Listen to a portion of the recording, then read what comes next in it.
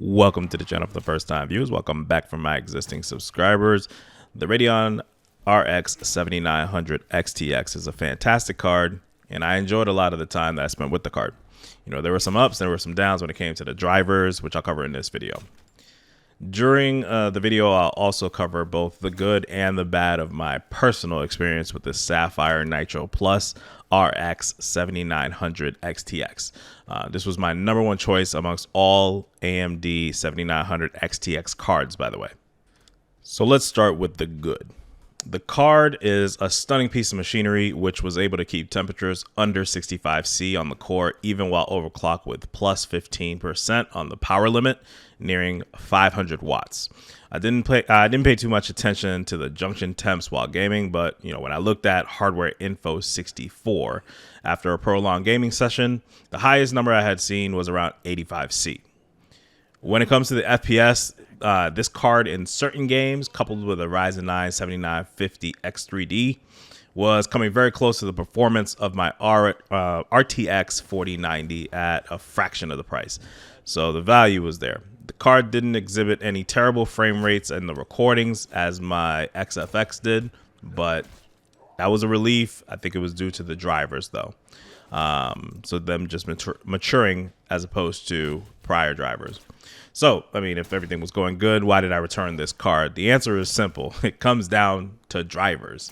I got the card early in March, which happened to be when the issues with the Windows update potentially having a freak accident while installing the new drivers and installing Windows. So it was about the 23.3.1 drivers that pretty much were causing this issue, and they blocked it off. The driver worked fine for me until the Last of Us special driver came out, and that is what I was using. I tried the 23.3.2 drivers, but it was a broken mess. I really couldn't do anything. And when it came to even thinking about launching Call of Duty, it was a bad experience. So essentially, it would get to the game and it would crash. So I was really excited to play The Last of Us, which, that game had its own set of issues, including bugs of its own, and having to choose between an optimized driver for the game or a driver that allowed me to properly play Warzone, which is a game I play every night with my real life friends. I play that every day. Meanwhile, on my Nvidia setups, nothing, no crashes, nothing to be expected out of the ordinary, other than another terrible PC port. Both games worked completely fine, but nothing else kept me from, playing the two games that I wanted in rotation at that time. I think the bulk of the issues that I faced could be narrowed down to the Adrenaline software causing issues. Issues I faced were low FPS during recording, especially if I turned on instant replay. Random system hangs when playing Call of Duty, usually within a minute or two. I made a YouTube short about it. I'll try to link the short in the description. It also explains what was happening with the 23.3.2 drivers. It just would crash. It's like my PC was breaking. So I'll try to include that short there. And sometimes if you walked away from the desktop, the PC would just crash as well. So the video drivers would just crash. I'd see myself on either my lock screen or it would just be a black screen on my desktop. So sometimes you got to change a baby diaper, things like that. Things I tried, because a lot of times when I express the issues that I've been going through, folks are like, okay, well, did you try? And they say all the basic things, right? So things that I tried were using DDU, using different drivers, which the best ones for COD were the February ones. I didn't go as far back as December, which was the first driver. That's what I did with my XFX card. That happened to be the best driver was December. So February ones were the best. I removed all OCs from the CPU and the GPU, so I tried running everything stock. I don't have Expo kit of RAM, so running that at just whatever was stable before. It was like 6000 C32. Like, it was nothing crazy, right?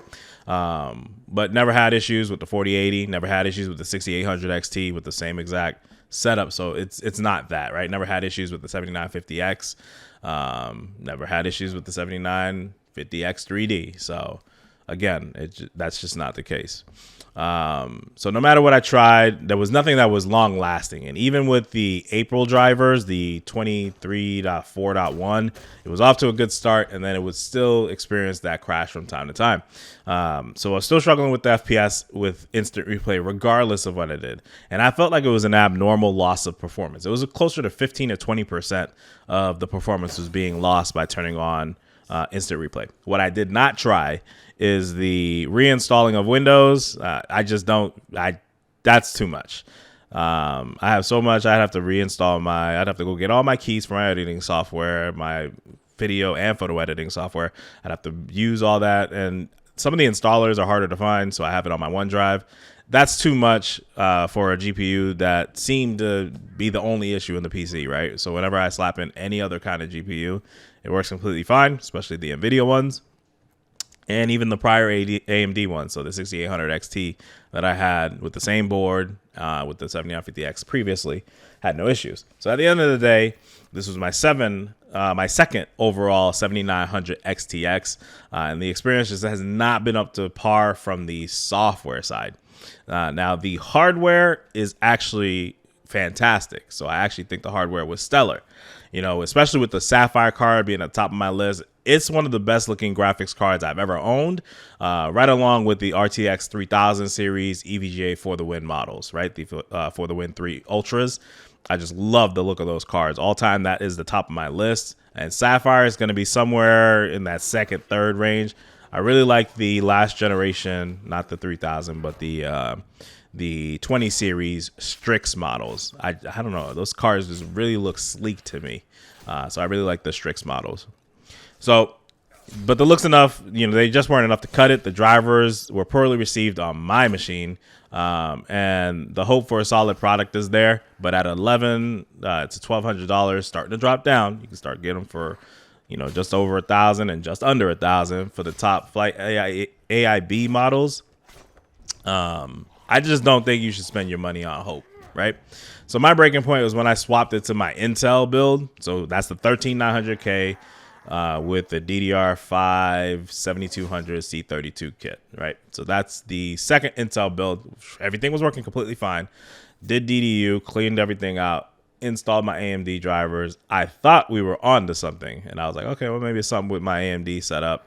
But after about an hour of playing Call of Duty, I experienced the first system hang, and that was it for me. So I literally took it out the system, put it in a box, and started the replacement process through Newegg.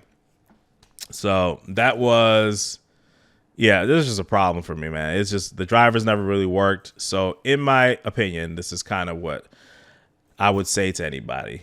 And this is not there's some people that had no issues, but this is what I would say. I would say get yourself a 4090 if you could swing the difference, or, you know, get yourself give yourself a few months to save up.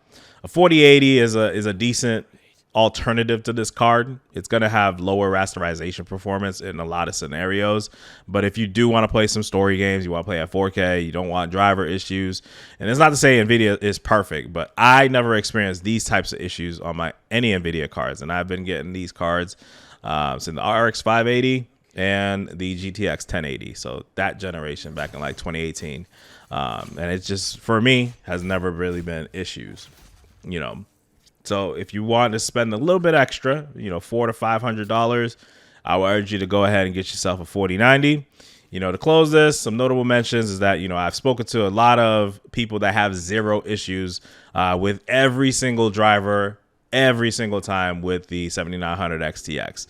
You know, when looking for fixes in forums, there were folks like me that would be testing out different methods to getting a fix. The card, you know, is hands down on the performance a value winner, right? It's a fantastic value when it comes to performance.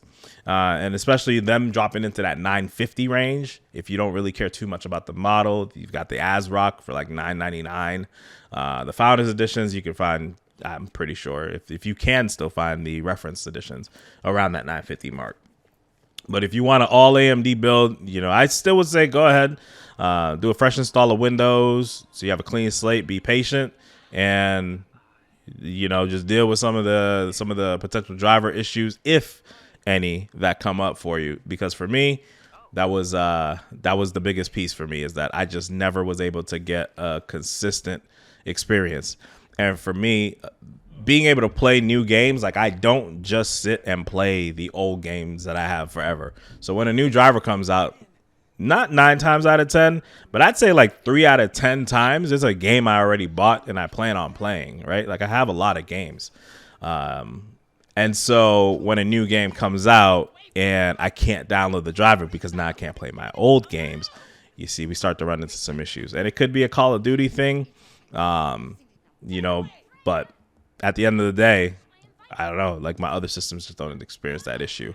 So that's all I got for this video. Hopefully it helps some of you all out. I wanted to fully break down and share my full experience with the card. So let's just recap it really fast. Driver issues, good price, at least for what the market is right now. Probably going to be a lower price if you're watching this video in 6 months from now. Right now it's end of April. So if you're watching this in October, it could be completely just a bargain bin card where it's like $800-900 for it. And bargain bin for the type of performance. Let's be clear there. But yeah, that's all I got. I'll catch y'all on the flip. Be easy. Are they turning? Oh, I'm gonna be sick.